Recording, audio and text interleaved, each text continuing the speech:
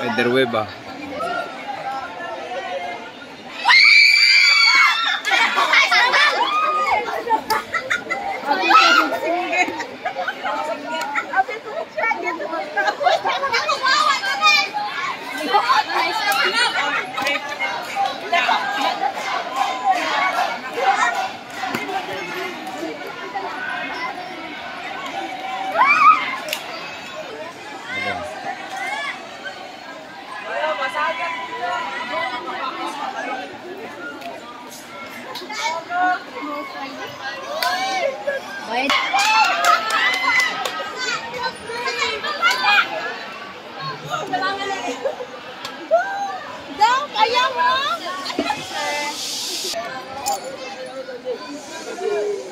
Oh, nag-usap?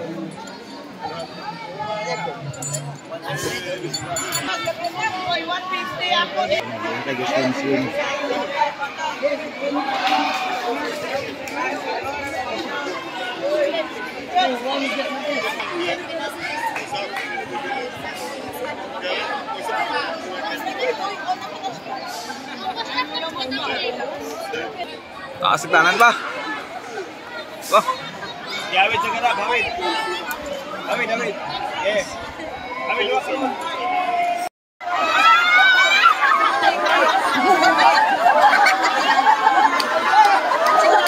Yan mo na siya.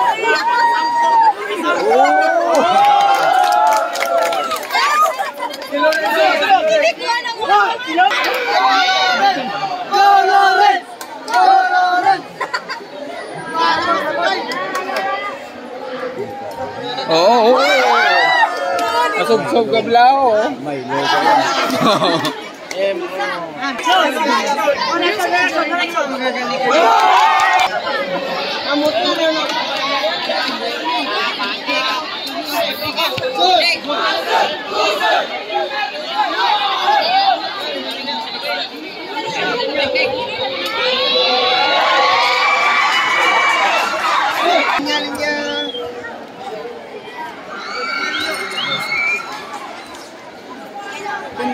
Ada masyarakat paldo.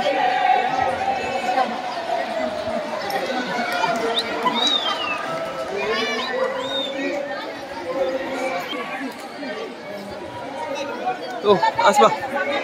Oh, taas.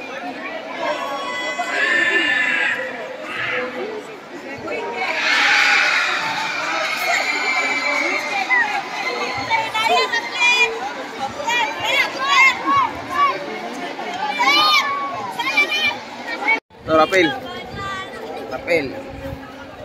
Rapelin. Ini enggak tayo.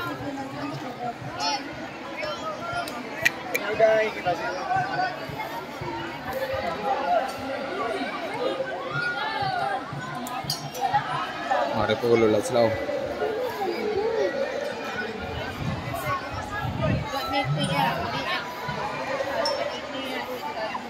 Oh, obstacle course.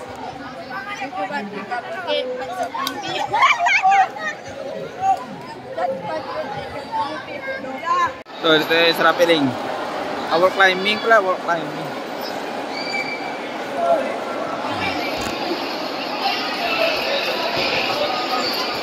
Hoy, muna kayo doon! Hoy!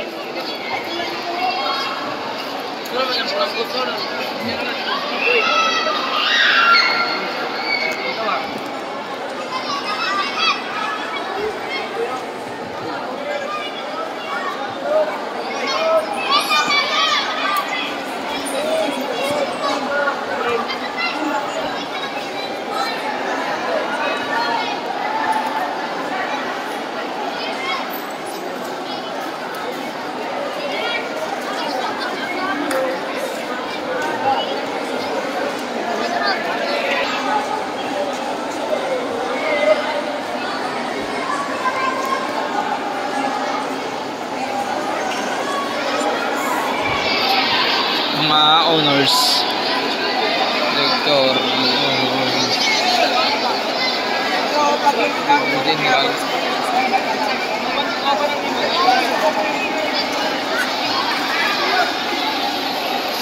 Yes.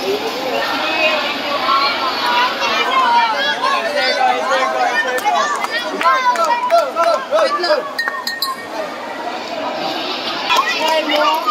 Smile lagi mo. Smile, right, smile. Smile mo. Ichingin niya yung photo. Harap ba? Okay na.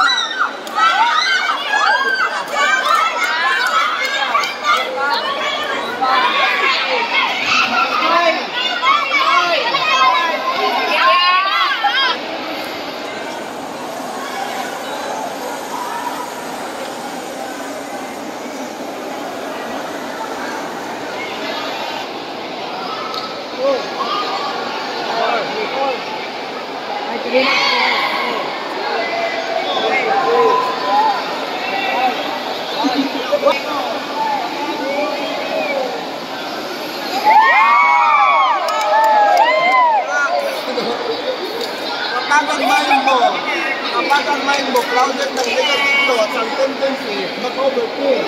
Yes! So kung mag-overthink ka, magiging underpaid ang mind mo. Yes! So kung underpaid ang mind mo, magiging underpaiding ang iyong katawan. Yes! So, it's impossible for you to have healthy body if you don't have healthy mind. Yes! So, in order to this, para mapunan ang pangangailangan ng pagkakulan. So, in order for us to ease, to alleviate some sufferings and stressors in life, childbirth therapy was designed for you. So, welcome to MBC. Itong labas sa MBC. Ayan.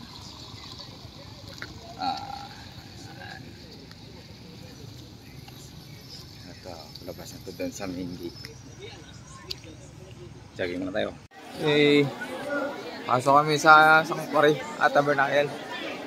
Ayan o. Tayo lang sila. Ito entrance. Ayan.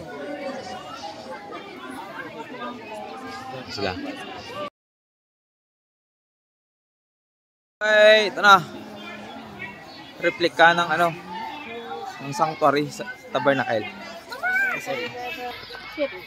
Okay, ano yan dito? Entrance. Mommy, it's a sheep! We're not allowed to sacrifice a sheep because there's so much blemish on it. It's not perfect. Okay, ito na yan ang pinapatay. Tapos kainin ng pare. Yan. Sacrificial lamb. Si Marlo, ikuha niya ang drone. Tayo na tayo sa courtyard. Courtyard.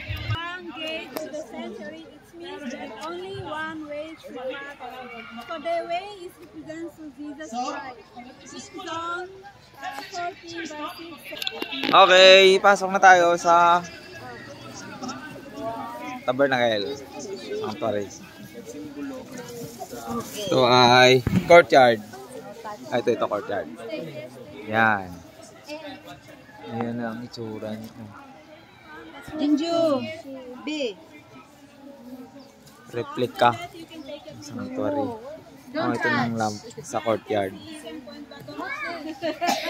Okay, so everyone listen. So to the head of the lamb, and the priest will give the knife and will cut here, from here to here. Yes.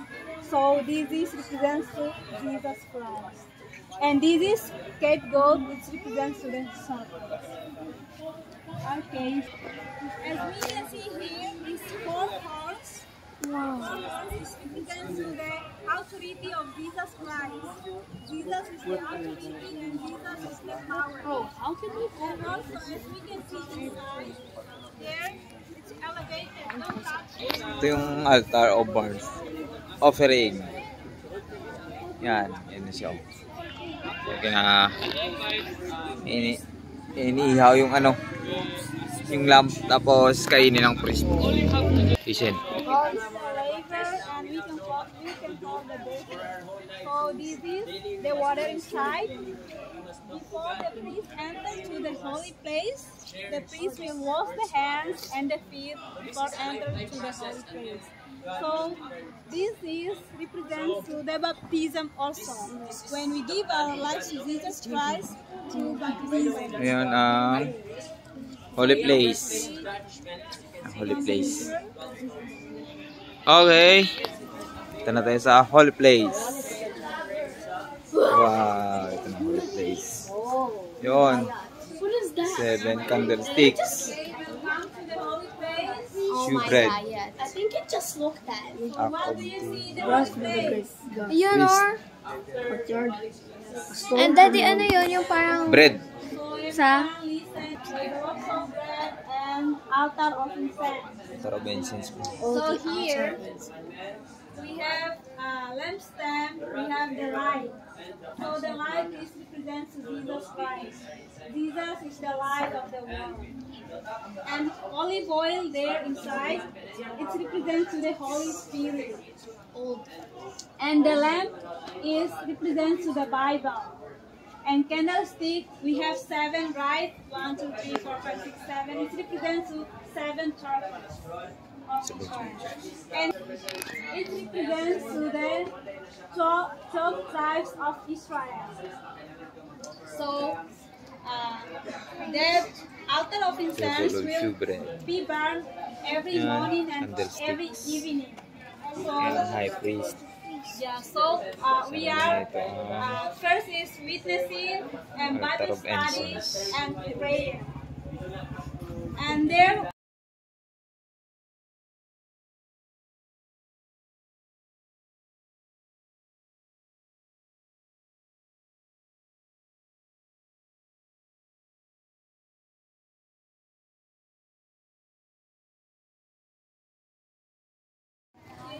Okay. Dito na tayo sa most holy place. Take a pic of it. Which one do you know? The Ark of Here we have the Ark of the Covenant and the 2 cherubs and mercy seat.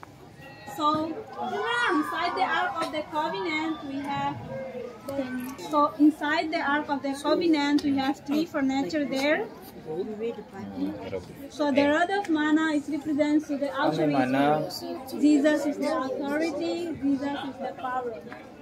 And the pot of manna is represents to Jesus sustained his people on earth.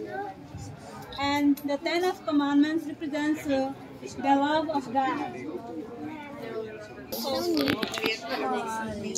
Everyone, yeah, this is amazing. Through this weekend. Okay, labas na tayo sa sanctuary. Sa altar. Ito na. Thank you, Lord, for making it fresh to us again. How this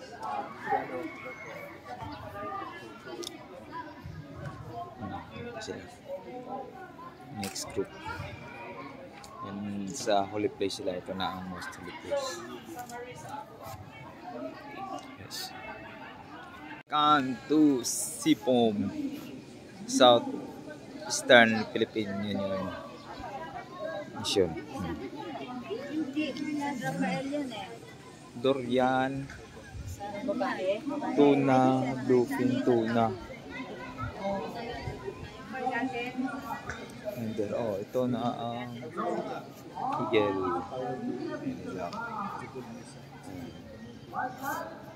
Ayos. Ganda.